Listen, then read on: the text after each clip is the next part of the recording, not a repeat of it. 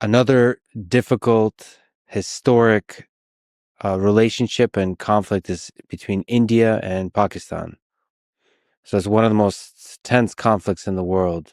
Two nuclear powers with strong ideological differences. You are a great peacemaker, looking out into the future as a visionary. What do you see as the path for friendship, for peace, for good relations between India and Pakistan? एक तो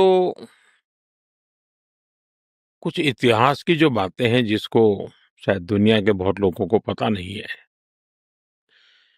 1947 से पहले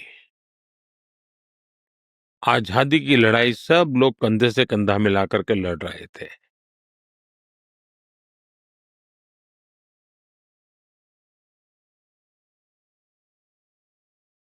और देश आजादी के लिए आजादी का जश्न मना का इंतजार कर रहा था।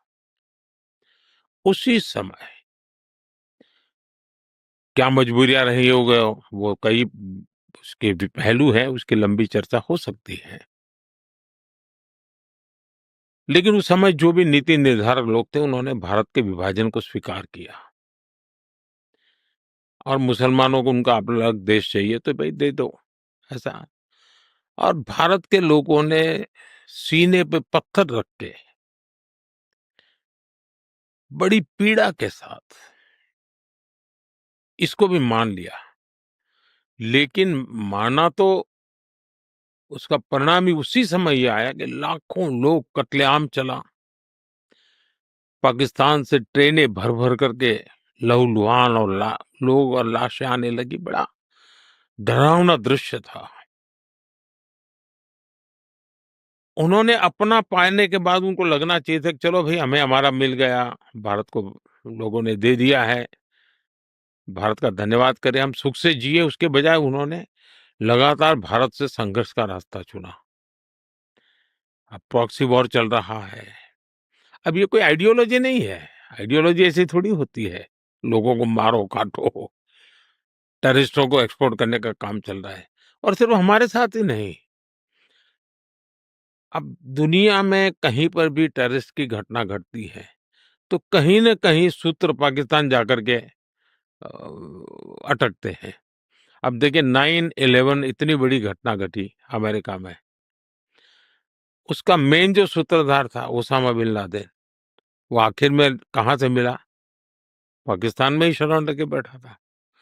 तो दुनिया पहचान गई है कि ये प्रकार से आतंकवादी प्रवृत्ति, आतंकवादी मानसिकता, और वो सिर्फ भारत ही नहीं, दुनिया भर के लिए परेशानी का केंद्र बन चुका है।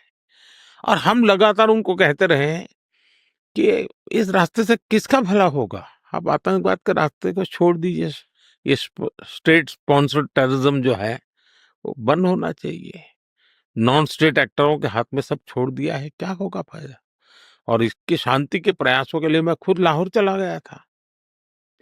मेरे प्रधानमंत्री बनने के बाद मैंने मेरे शपथ समारोह में पाकिस्तान को स्पेशली इनवाइट किया था ताकि एक शुभ शुरुआत हो।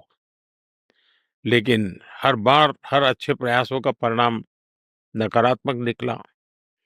हम आशा करते हैं कि उनको सद्बुद्धि मिलेगी और सुख शांति के रास्ते पर जाएंगे, और वहां की अवाम भी दुखी होगी ऐसा मैं मानता हूं, क्योंकि वहां की अवाम भी ये नहीं चाहती होगी कि रोजमर्रा की जिंदगी जिए।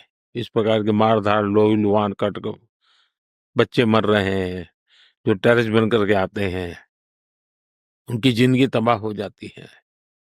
Is there some memorable stories from your past attempts to try to improve relations with Pakistan that could guide the path forward into the future?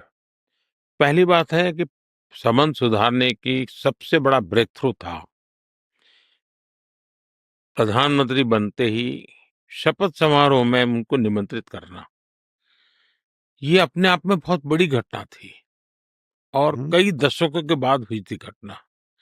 और शायद जो लोग मुझे 2013 में सवाल पूछते थे कि मोदी की विदेश नीति क्या होगी, उन सबने जब ये सुना कि मोदी ने सार्क देशों के सभी नेताओं को शपथ समारोह में बुलाया, तो वो चौंक गए थे।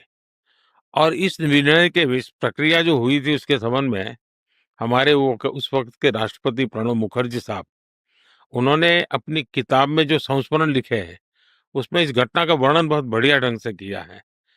और सचमुच में भारत की विदेश नीति कितनी स्पष्ट है और कितनी आत्मविश्वास से भरी है, उसके दर्शन हो चुके थे। और भारत शांति के प्रति कितना प्रतिबद्ध है, उसका संदेश दुनिया के सामने साफ-साफ गया था। लेकिन परिणाम सही नहीं मिले।